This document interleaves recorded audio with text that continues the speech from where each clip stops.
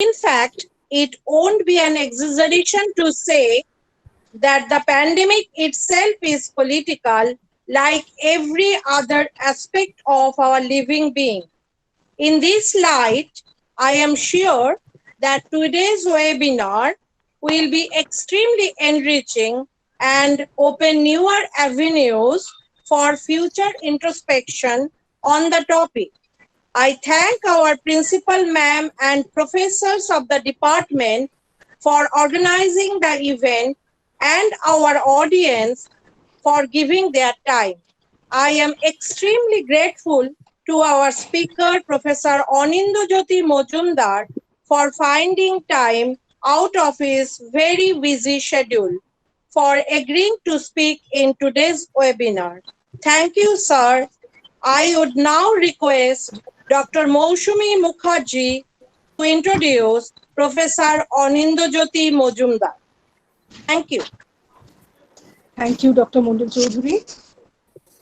Dr. Anindya Majumdar, Professor, Department of International Relations, Jadavpur University, and Director, School of International Relations and Strategic Studies, Jadavpur University, needs no introduction.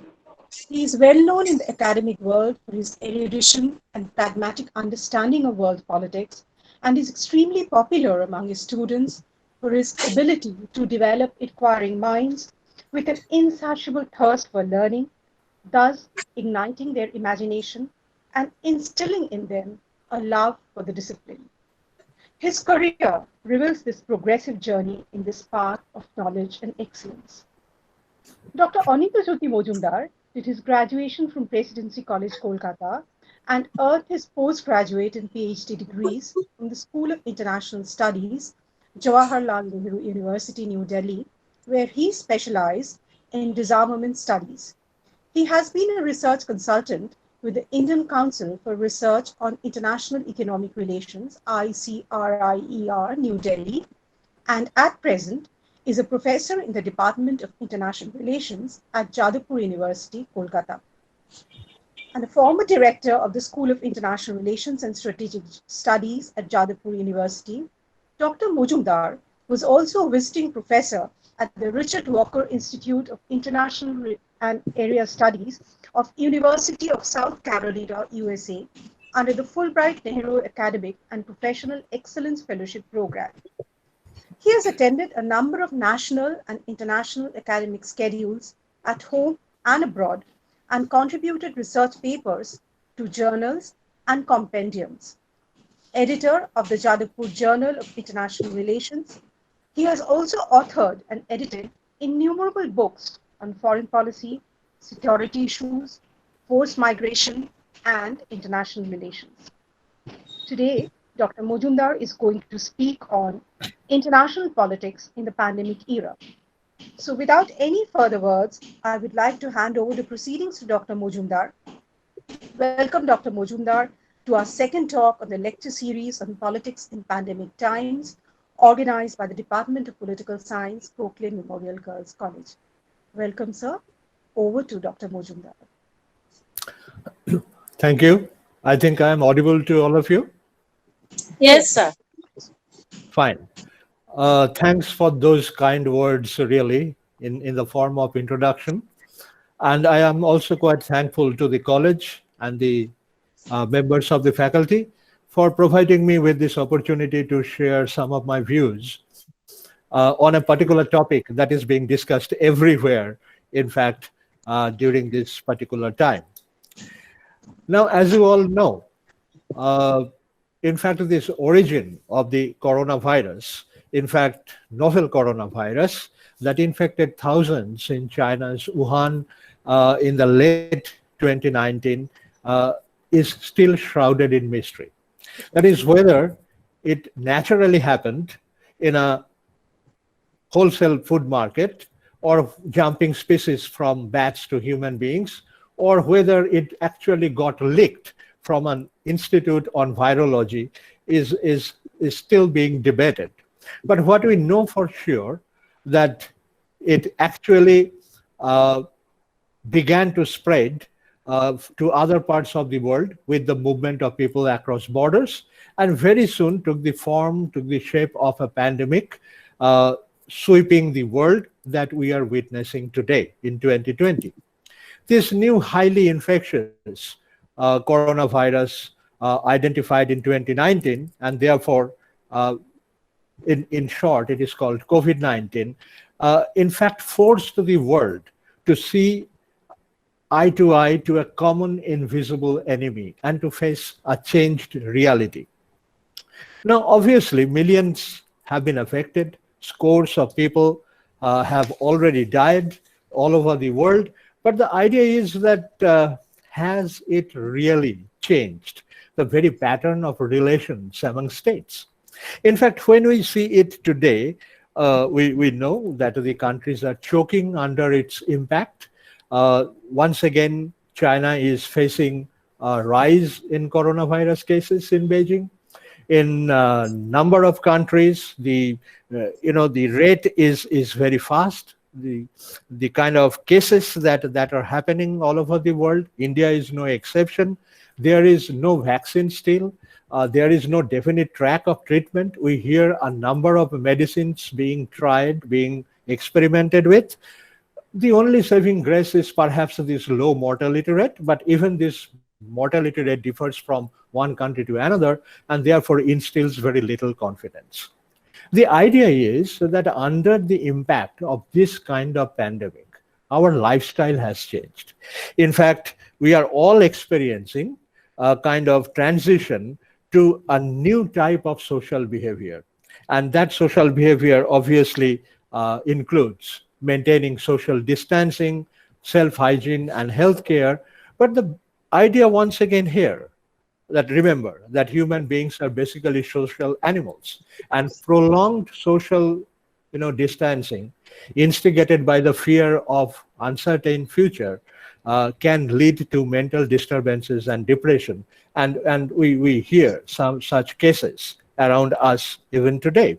Now technology has helped us to go virtual. This webinar is one such example, but compare the kind of vibrant environment you get in a seminar and the kind of interaction we have in this kind of webinar, and therefore online interactions cannot be the only alternative, and we can at best hope that someday, perhaps after months, after years, we'll get back to our normal track of interactions, in fact with our normal natural lifestyles.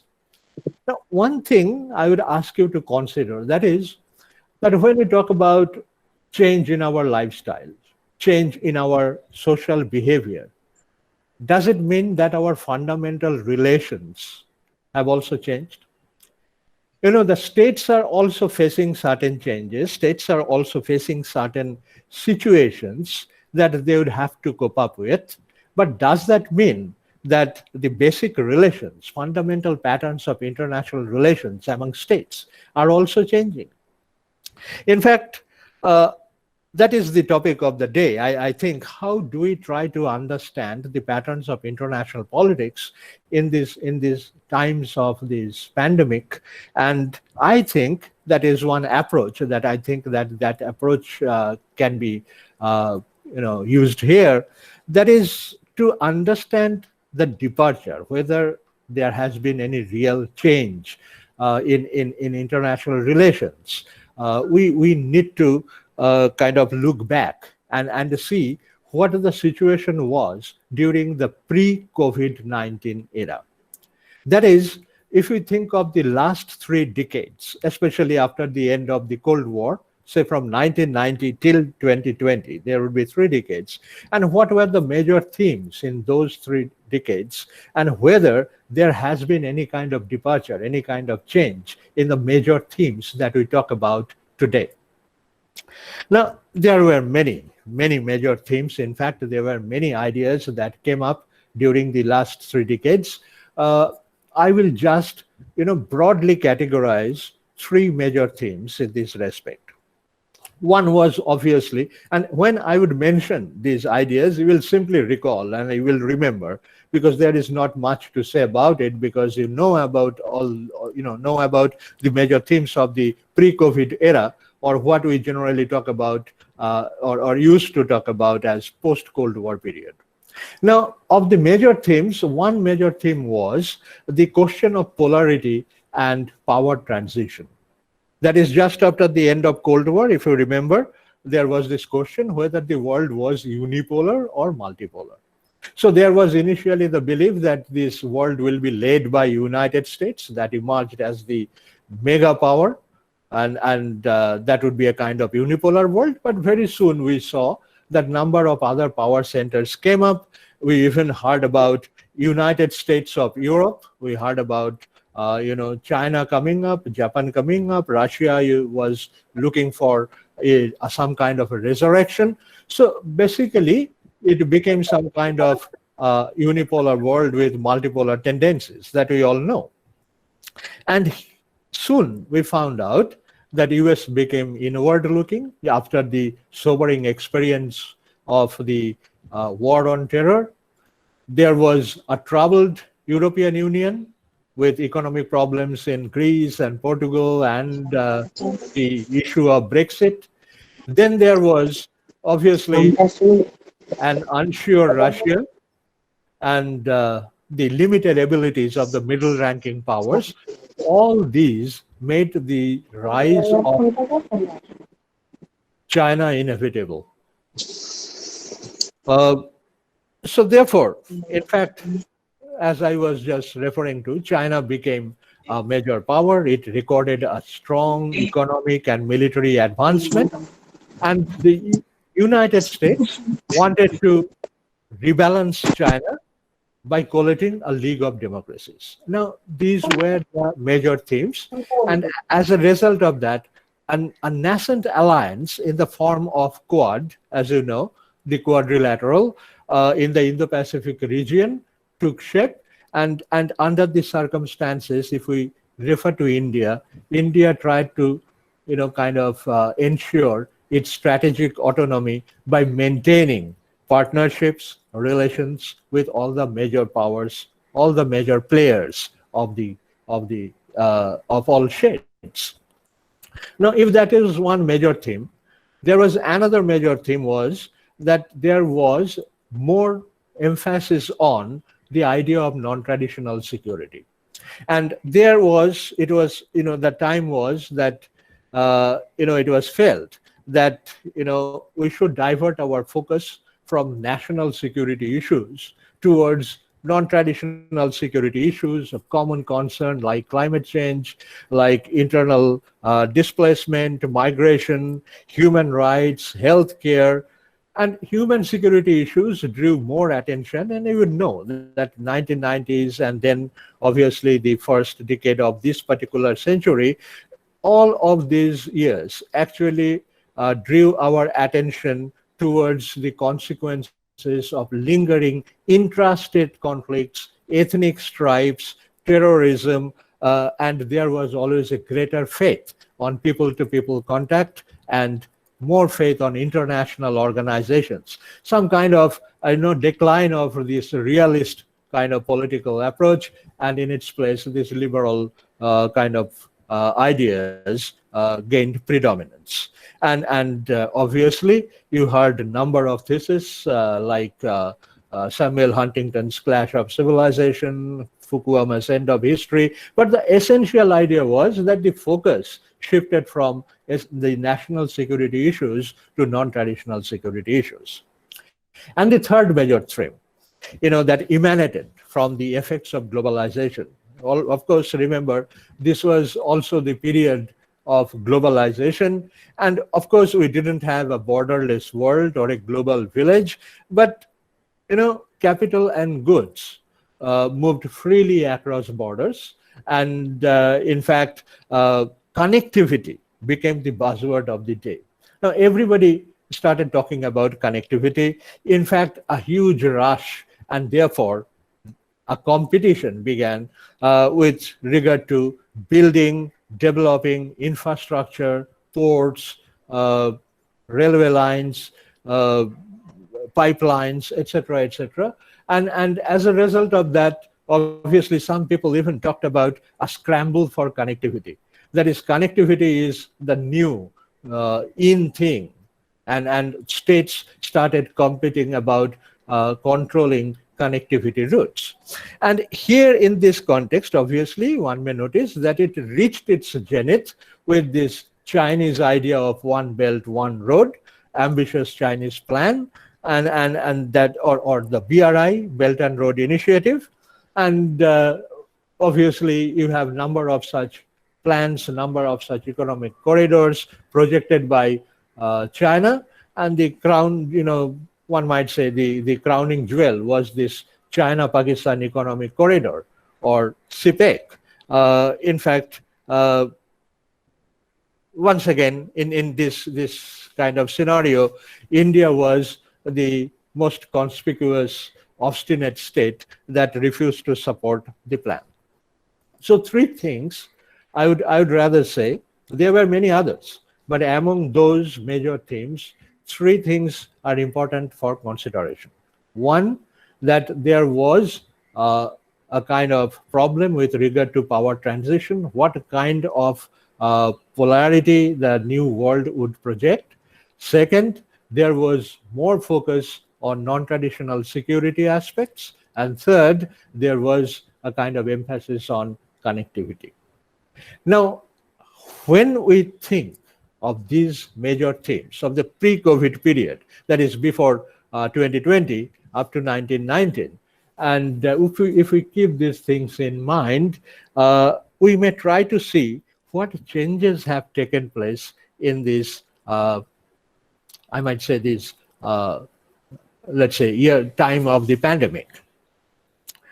Now, if you consider those major themes, then the focus on non-traditional security, these liberal democratic ideas, this role of these international organizations and the like, usual response should have been on collaborative measures and collective efforts by the states in line with the much touted ideas of human and non-traditional security. Here was a challenge that obviously called for collaboration and collective measures from the states. But the states, what did they knew best? They did. They immediately opted for self-help and insularity. That is, they stopped, in fact, cross-border movements, and they used their own resources to tackle this particular challenge. And therefore, all of these states, in ultimate analysis, became islands, and they actually went for self-help by using their resources. There obviously were appeals by the governments for global cooperation and lessen the economic impact of the pandemic, for working together to save the lives and the livelihoods. There were also virtual conferences of G7. You also would remember the conference among the SAARC leaders. But apart from procuring medicines and protective gears for their own citizens, there was hardly a common platform, in fact, or plan to tackle the pandemic at a global scale. So we might say that, yes, COVID-19 appeared as a kind of common challenge, but a common plan, is still very much absent. I'm not talking about the various research projects for developing a vaccine that are going on, and there are a number of countries that are involved in this kind of projects. But these projects, once again, are not globally, universally directed, and these projects are, at best, in fact, the projects of few countries. The very idea of connectivity also faced challenges from the state's proclivity in the first instance to stop foreigners from coming into their respective territories, because the foreigners were regarded mainly as the agents of this pandemic. Having more faith in self-contained existence in order to prevent the spread of this kind of pandemic, the states became inward-looking and more insular. Even as the threat subsides in future, the virus would stay, as the specialists, they say, and travel would be monitored now with borders becoming greater barriers. So borders are no longer bridges, they are greater barriers, and visa restrictions have become quite a normal fashion. You know about Trump's attempt to uh, establish restrictions over all kinds of visas, and for travel perhaps next you would require some kind of certificate, some kind of uh, you know s- uh, doctoral prescription or whatever. But the idea is that whether this is a passing phase or a new normal could be a matter of debate, but it is argued, therefore, that the whole connectivity projects that would depend on movement of people, movement of goods, developing infrastructure in different countries, these might get some kind of a setback. And if these connectivity projects get some kind of a setback, in fact, this Chinese BRI project can also get some kind of a setback, especially if anti-Chinese feeling exists at the government or at civil society levels in the Asia Pacific region. The Chinese healthcare support was viewed with suspicion by many states for faulty testing kits provided by China, and this also created some kind of a distrust between China on the one hand and the other parties. But that is not the end of the story. There are other dimensions to this, to which I will come later. Now, commenting on this role of the World Health Organization, number of scholars, so they are now coming out with their observations that global institutions have been hostage in politicization and manipulation.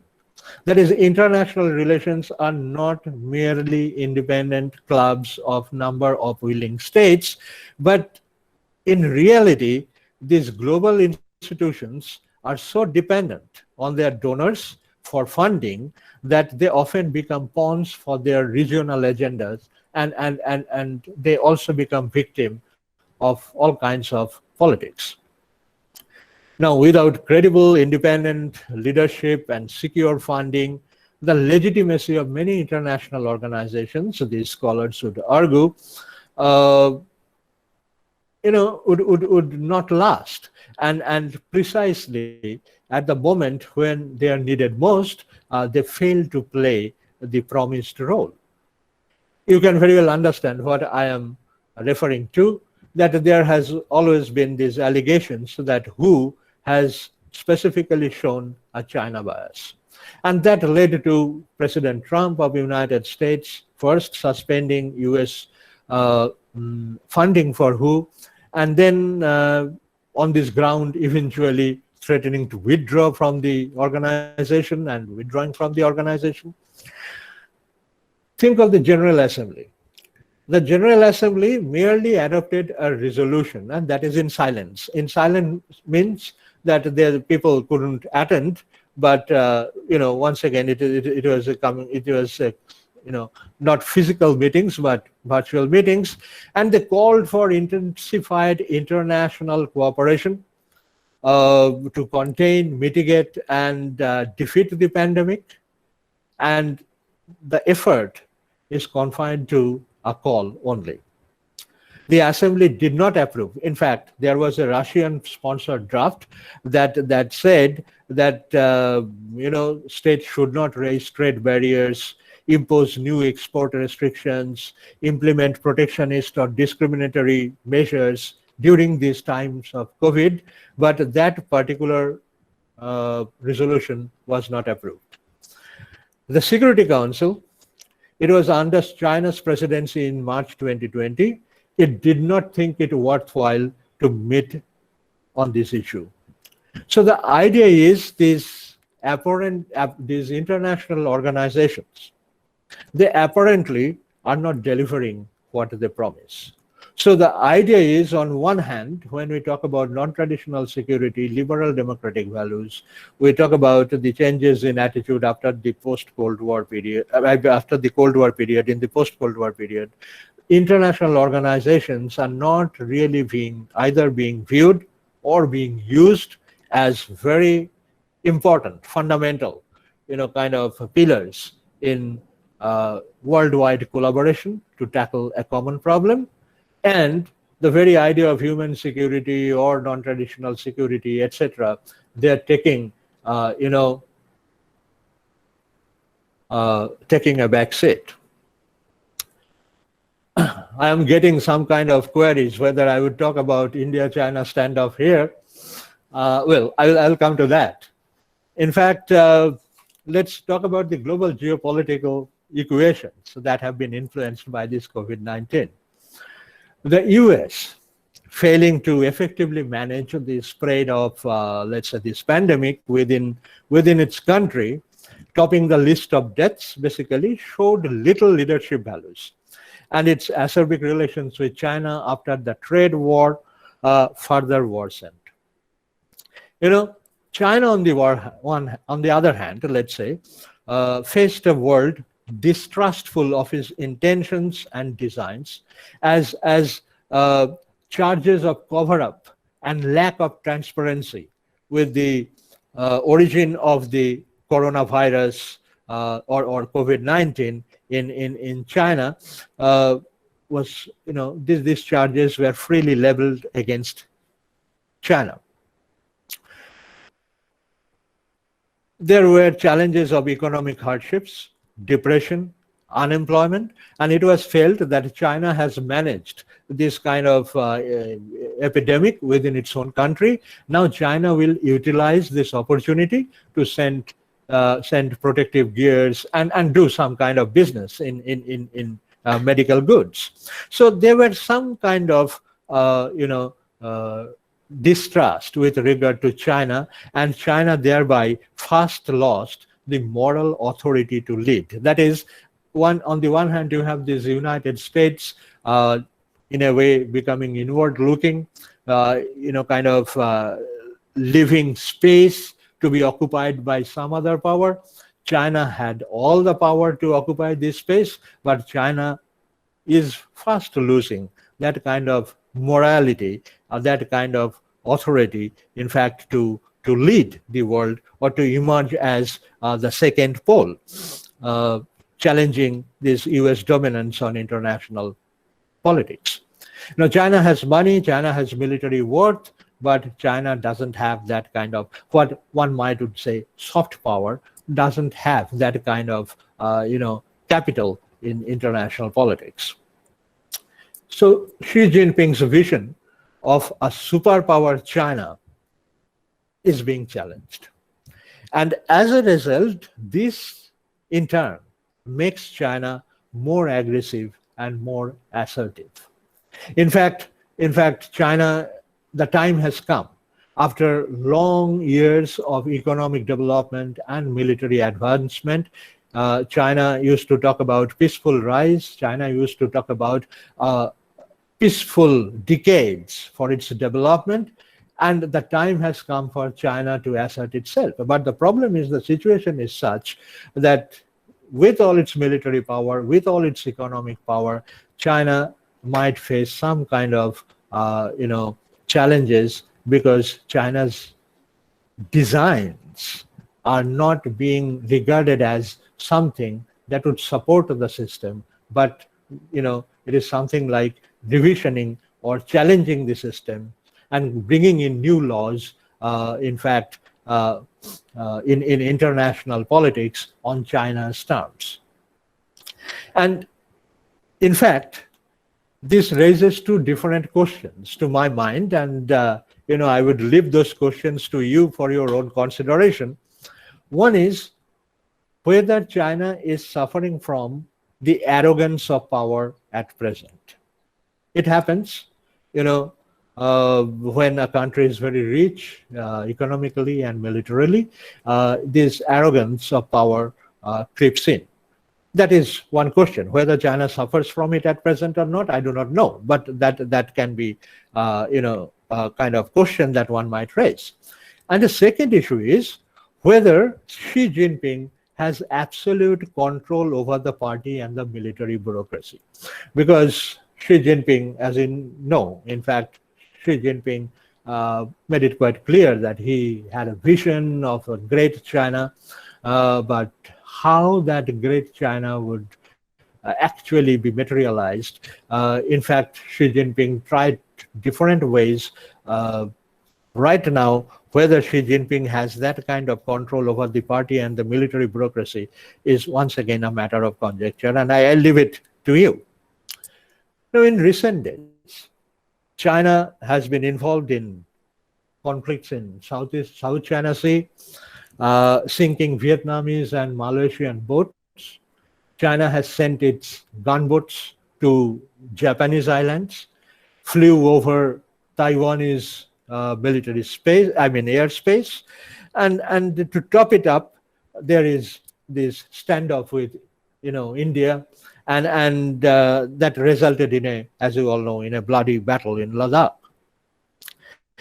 Remember, President Xi Jinping, not very long ago, ordered the military actually to scale up the military preparedness and prepare for these some kind of worst case scenarios to resolutely defend the country's sovereignty.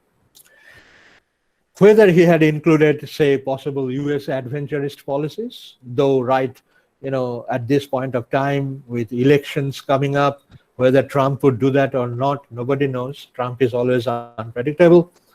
And whether he takes into consideration troubles in Hong Kong following the imposition of new national security law that has been passed by China, reassertion of Taiwanese independence, or predicaments in the South China Sea.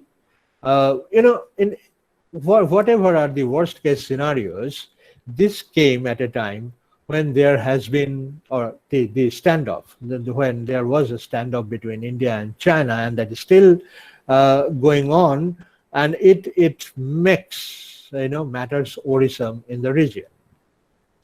Now, let me just very briefly mention, because this is not about India-China standoff, but it fits into my whole presentation, that why this particular development and the issues, whether these issues fit into the long-term designs of China. Now, you have heard a number of experts on televisions, a number of commentators, people writing in newspapers, about all the reasons. Now, I'll just briefly summarize 4 important ones. 1, China is troubled at this point of time, and whether it tries to seek or divert attention of the Chinese citizens from domestic discontentment to issues that encourage nationalist feelings favoring the ruling disposition. Because there is some kind of discontentment in China with regard to how this pandemic was managed in China itself, shrinking economy, obviously that creates some kind of a problem, and so there is disenchantment with this ruling disposition. And whether these are attempts to project to Chinese domestic audience that here is a kind of government that is being challenged by the enemies all over the world, especially led by the United States. From a military tactical perspective, as you all know, we are building infrastructures, we are building roads that goes from Leh to Hemis to Darbuk, Shiok to Daulat Bagoldi, and that has a strategic advantage, and China is not very happy about that. So China wants to occupy, advantageous positions. So they are there in the Galwan Valley, in Pangang So, etc., etc. That is essentially based on this very idea of strategic advantage, tactical advantage in any kind of military relationship. There is another aspect, a political aspect, that is India's abrogation of Article 370 and making Ladakh a cohesive unit, separating this union territory from Jammu and Kashmir, And thereby the idea was, and when this was done, there was always this kind of political, kind of ideas, political slogans that were made that someday we'll get back our own lands that have been occupied by our enemies. And so that also made China somewhat concerned. And there is another reason that some people would argue that this is nothing but to pressurize India to make more subservient positions with regard to its policies going against Chinese interests. Whether India has done a few things like curtailing the scope of Chinese investments, putting it under scrutiny with the fear that they might take over Indian enterprises, or supporting an international investigation regarding the origin of this pandemic. So there is this kind of message here that follow our line or there would be consequences. But on the whole, there is a bigger long-term design, long-term plan. China can only be a superpower, a world leader, only by establishing a unipolar Asia, subjugating both India and Japan. So China's rise means some kind of adverse consequences for India and Japan, and it is in different forms. This is going to take place. So basically, my idea was to talk about this pre-COVID-19 period and the changes that have taken place in the contemporary period.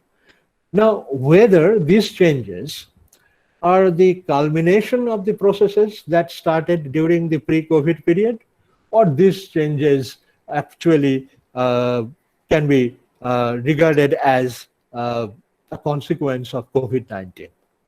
Since we are talking about relations in a kind of in a time of pandemic, we might try to see the changes that what COVID-19 has done really to international politics. Now, one may think of certain cosmetic changes. Many of you who have studied international politics, and obviously there used to be a topic called diplomacy, old diplomacy and new diplomacy. And in old diplomacy and new diplomacy, you would always find, okay, how technology has changed the, kind of diplomacy or diplomatic patterns. There, the reduction of the role of the ambassadors. Ambassador used to be very important, but now you have summit diplomacy and things like that. So one can write a paper, of course, on this kind of changes, that how you can now have video conferencing where agreements can be signed, and you can have virtual meetings. People would talk about just like we are now. We are talking through a kind of webinar instead of a seminar. So likewise, there are changes, but these are cosmetic changes, and these are not really, one might say, profound political changes. Profound political changes are essentially threefold. COVID-19 experience has shown, one, more aggressive and assertive China. Two, reduced role of international organizations. And three, greater and sharper division between autocracies and major democracies. Now, these three are actually related to what I have been, kind of saying about these changes, these consequences in the COVID era that is somewhat different from the pre-COVID era. But these are obviously not, in fact, these direct impact of COVID-19. COVID-19, what it does, I'll come to that later. In fact, it opens up new avenues for cooperation as well as coercion. Anyway, following this line of thinking, what could be the, say, major trends in future? If you think of more aggressive and assertive China. More aggressive and assertive China would immediately invite responses from different countries, not merely India. And the idea of Quad in the Indo-Pacific may acquire greater portents in the coming days. the US, Japan, Australia, India, quadrilateral groups actually, to be very truthful, actually advocates a free, open, prosperous, and inclusive Indo-Pacific region. And Prime Minister Modi pointed out in 2018 at the Shangri-La dialogue, he said that this kind of uh, coming together was not directed against any country. It's a space that requires a common rule-based order. Now, here the one point is important. When we talk about rule-based orders, rules supported by whom?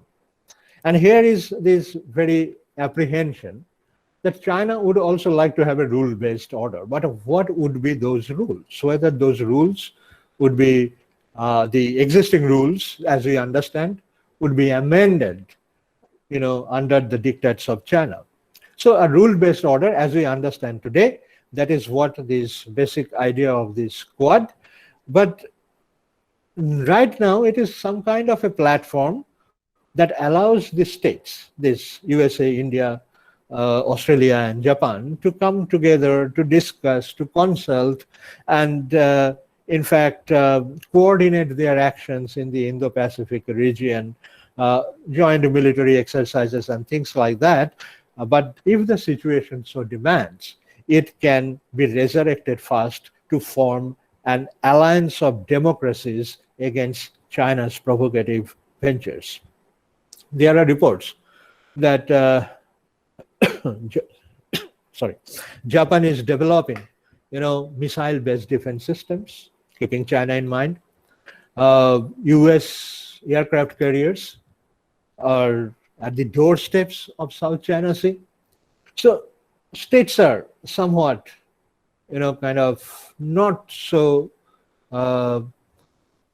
assured with the kind of Chinese policies or the future of Chinese policies. What kind of policies would there be? So what we are looking at this particular point of time is perhaps the shaping up of new kind of alliance formations. I'm not saying that tomorrow there would be some kind of a treaty to have some kind of a military alliance, like we understand as North Atlantic Treaty Organization and things like that. But the idea is that definitely this very concept would be given some kind of a priority in the coming days.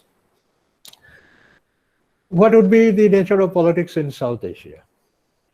Now, there are scholars like T.V. Paul.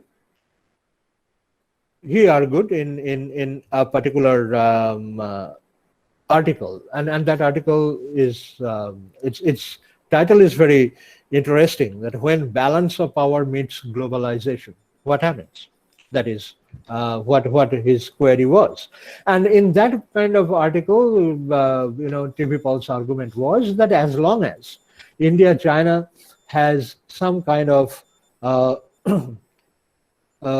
limited contest in the era of intense globalization, and this will provide opportunity to small states in South Asia. That is, these small states of South Asia can play one against another. In fact, that is the very usual kind of activity that a small state can adopt. But the managed limited rivalry, if it intensifies and becomes heated rivalry between these two parties, then the smaller states would have to bandwagon with one or the other, and this will drastically affect their bargaining power. I would say Nepal is an example. If Nepal goes into Chinese camp, becomes pro-China, it will lose its bargaining power, because obviously all these maps, etc., only hardens India's stand. And the nature of threat and challenges in South Asia from increasing Chinese penetration is essentially of three types. So therefore, one would be obviously loss of India's influence in the neighborhood as China surges ahead with its checkbook diplomacy, what is now being called debt trap diplomacy. in connectivity infrastructure projects, and today in the times of pandemic with healthcare support. Second is weaning away the smaller states and creating a hostile neighborhood for India, and thereby encircling and confining India to South Asian hostile region, and by China and its potential allies. So once again, you'd see that there is, kind of possibilities of discord, possibilities of conflicts, possibilities of strifes in relations, and what would be India's option? Now, India, in fact, might seek to reduce possible disadvantages by becoming increasingly trans-regional. The process has already started. One might question this, but the idea is that India is no longer very much bothered about the South Asian region. The old idea that South Asia is India's backward, etc., are no longer very relevant.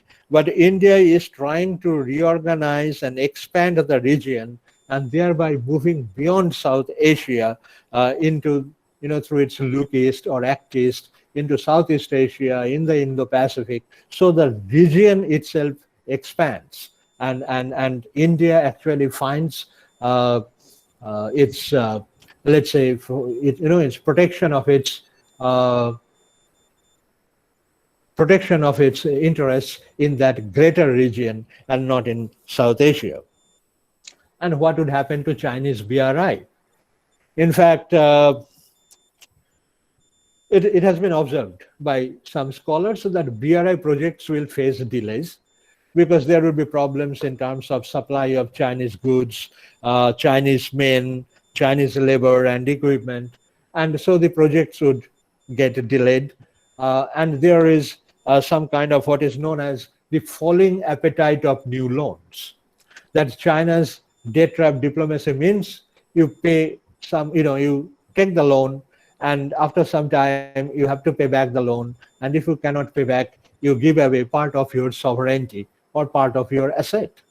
So there is falling appetite for Chinese loans as well. But nevertheless, money works wonders. And in fact, China has enough money.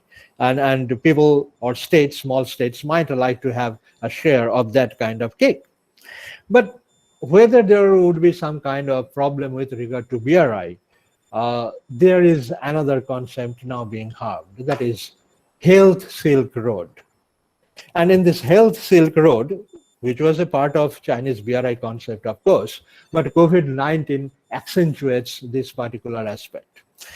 And China would become a global health leader, influence international institutions, secure new markets for its medical equipment, biomedical technology, telemedicine, and things like that.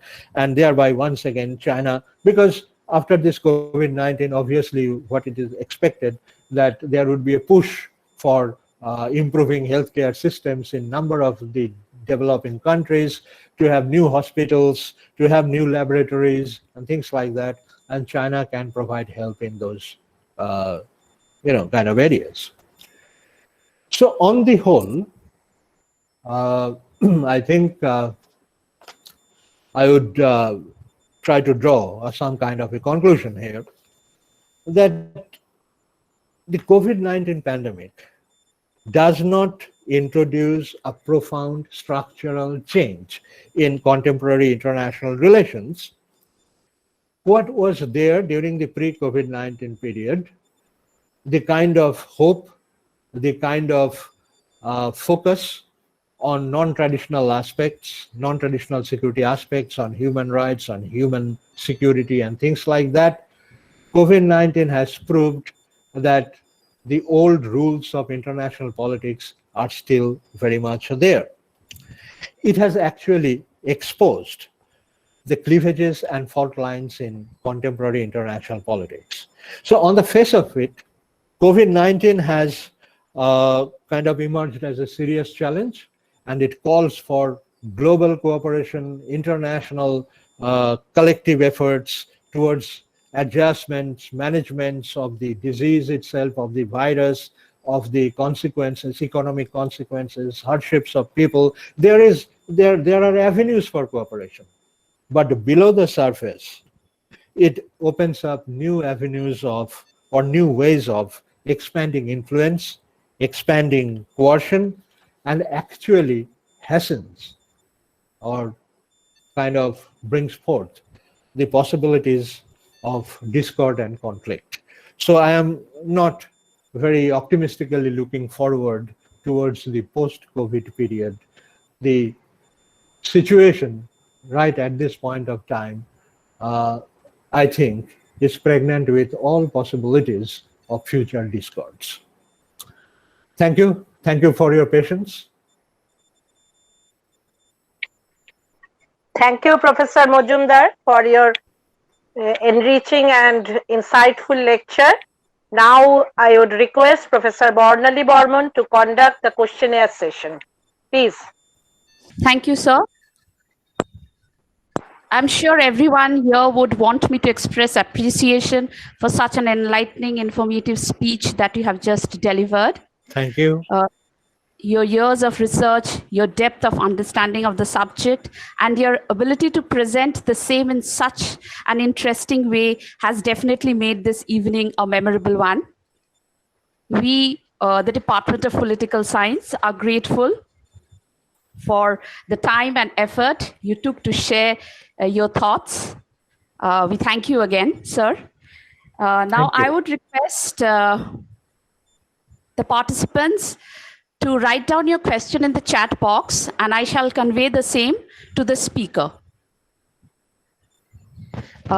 Sir, the first question comes from Bishari De. She asks that what will be the impact of soft power in this pandemic period? Okay. You know, when you talk about soft power, in fact, let me very briefly say this, that soft power, unless backed up by hard power, doesn't really work.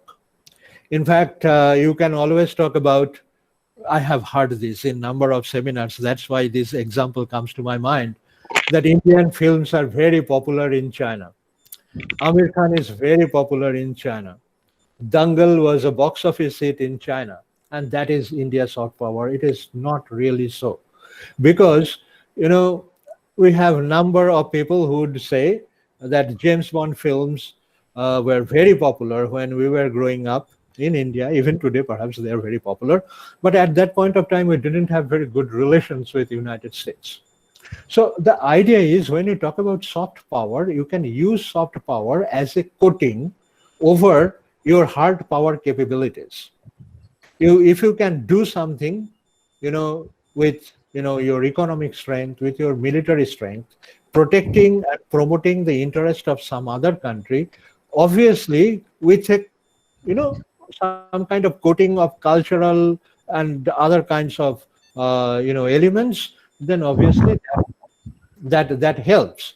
And that is why even Joseph Nye, who talks about this soft power and things like that, people are now talking about a smart power. So impact of soft power, yes. In fact, when you say that in the times of pandemic, what you need is vaccine, what you need is medicine, what you need is kind of protective gear, medical equipments, etc., etc. And these are, in the ultimate analysis, are linked with survival and is not soft power. And this can be used as a hard power by a state, whosoever wants to use it as a power against other countries. Thank you, sir. The next question has been asked by Shamasri Roy. Her question is, with the countries growing skeptical of China and the growing aggressiveness and belligerence of China in world affairs, do you see a revision of the realism in terms of theoretical ascendance in international relations? Okay, I have this, I won't say reputation, but the notoriety as a realist. But the idea is that when you think of the situation of the evolution of different theories, obviously no one particular theory is appropriate to explain all the complexities of the world. When you talk about this aggressive realism or Kenneth Walls realism, or for that matter, classical realism, whatever form you take to understand international politics, you would generally find that realism actually caters to the interests of big powers. It actually kind of kindles the aspirations of the middle powers, and it doesn't consider the interests of the small powers in international politics. So where would small powers go if they think of only power struggle, balance of power, and things like that? In fact, in reinterpreting this, the idea of structural realism, there was one guy, Charles Glaser, who came up with the idea of contingent realism. And this particular idea should be explored more, because I do not find much kind of studies on contingent realism really. It's not even a part of the topics in many cases in universities or colleges. He says the state doesn't really want confrontation. Depending on the situation, the state would like to have cooperation and confrontation, so to say, depending on the contingency of situations. And therefore, naturally, when we talk about realism, I think realist ideas in the coming period would influence more, because the major powers, they subscribe to the realist values, not like, if you think of United States, if you think of China, they are very realist oriented powers. And since they control international politics, they set the rules of the game, the others also play in the same fashion. So theoretically, yes, I would say there would be some kind of revival of, kind of realism, but realism in new forms, in the form of contingent realism, is a sure possibility.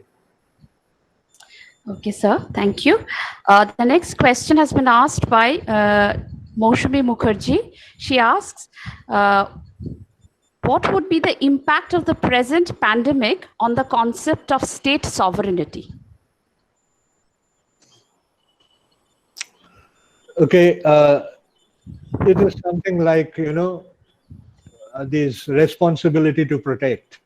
If there is this kind of responsibility on part of the international community, then obviously, this COVID-19 can be used as some kind of an opportunity by states to provide globally support to other states.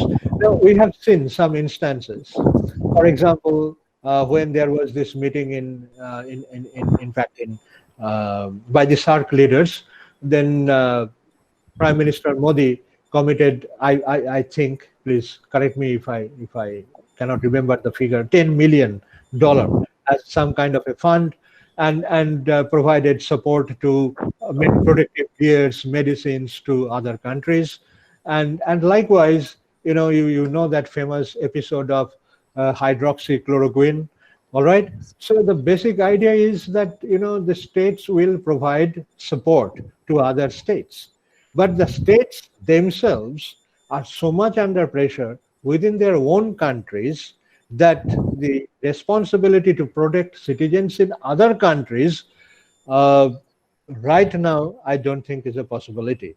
Rather, once again, the states would try to sell their goods to other countries, medical goods to other countries, and thereby trying to capture markets in different countries. Okay, sir. Thank you. Another question. It has been asked by Oyon Das, and he says that it is clear from the trade policy of Donald Trump administration and other recent policies that the United States is reverting to the policy of aggressive unilateralism. The same can be said of some of the policies adopted by China. In this case, do you think we are slowly moving towards a bipolar world like America versus China? Okay. In fact, there could be a bipolar world if you think that other poles would be negligible in playing their roles. In fact, the way there was this bipolar world during this Cold War period, Soviet Union and United States, and the Europe, and then most of the world being divided into two blocks, whether that would happen, I have my doubts. But obviously, I would try to view it in different ways, and that will not really be a kind of bipolar world, but if you have some, that is bipolar world in the sense of some kind of contest between USA and China. But if you think or try to view it in terms of autocracies versus democracies, then you will find a coalition versus coalition, and the world being divided into two such great coalitions. And that would be some kind of a bipolar kind of a system, but not like USA and Soviet Union as it was during the Cold War period, not like USA and China in the coming years, but like two different coalitions taking shape. Okay, sir. Another question asked by Dipankar Bhattacharya. In view of the COVID-19, will it be wrong to assume that the Chinese leadership will develop ploys and means to overcome its legitimized grip within China and in the region?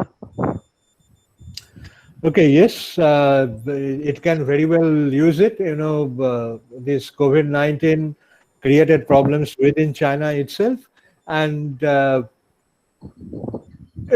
basically China would use all kinds of opportunities, all this COVID-19 presents, in order to expand its influence, in order to create some kind of scenario where you would find that China is encircled by states that are not really favorably disposed to China, and thereby China would kind of try to legitimize its stronghold within the country itself. But China has changed a lot. It is not really the kind of China, the kind of communist rule we used to see during the 80s even. But the idea is that there are new classes in China itself with rising aspirations, and they can pose some kind of challenge to this kind of political, the mechanisms of creating political legitimacy within China itself. Okay, sir. And the last question, as we are running short of time, has been asked by Rudra Bibhu Bhattacharya.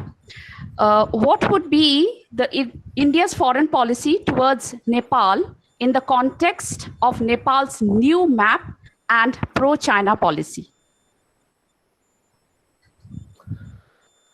Okay, that would be decided by the South Bloc, because South Bloc would not care what I say. But the idea is that, I was mentioning Nepal as a case in my presentation, that there could be a division in South Asia where you would find pro-Chinese, pro-Indian countries, depending on their respective, calculations, respective assessments of national interests. And hence, I was just mentioning that more this division would be accentuated, they would lose their bargaining power. So it is no longer important what should be our policy towards Nepal. India has already hardened its stand. We will have all kinds of negotiations, we'll talk about many things, nice things probably, but basically it is Nepal that has to decide what kind of policy it would have to adopt towards India. Okay, sir. So one more question I would like to ask from Buddha B. Lama. He's from Sikkim University, and he would want to know that to what extent this COVID-19 would fulfill Chinese dream to become global power in the world. Okay, I cannot predict and I cannot I'm not a prophet, cannot say many things. But the idea is this COVID-19 can be used. It has provided opportunities. It has exposed various, what I mentioned perhaps, cleavages in international politics. And there would be, serious Chinese attempts to use this situation to expand its influence, expand its coercive techniques, but at the same time, it will also invite, because it will not be mere unilateral attempts by China to establish its influence, control over many countries of the world. There would be serious responses to these Chinese attempts. Okay, sir. Thank you. Thank you very much for this wonderful presentation. And I hope all our participants got their answer from sir. Now, I would request Dr. Chandrima Ghosh to give the vote of thanks. Thank you, Bornalidi. Thanks a lot. Sir, excellent presentation as usual. Actually, we have heard so many times in my, when I was a student in the class, the same way you have just mesmerized us today. Now, this is the final wrap-up time. Actually, we are finishing our 2 lecture series today. So, I just want to say that to the honorable speaker, present excellencies, teachers, and my dear students. First, I'd like to thank my department, Department of Political Science, Gokhale Memorial Girls College, for giving me the opportunity to express my gratitude on this special day. This is a special day because in this critical situation, we, the Department of Political Science, Gokhale Memorial Girls College, have hosted this educational conference for the first time in this new platform. On behalf of the college, I express my heartfelt thanks to my teacher, my guide, and today's speaker, of course, Professor Anindya Majumdar, for such an informative, thought-provoking, and excellent presentation.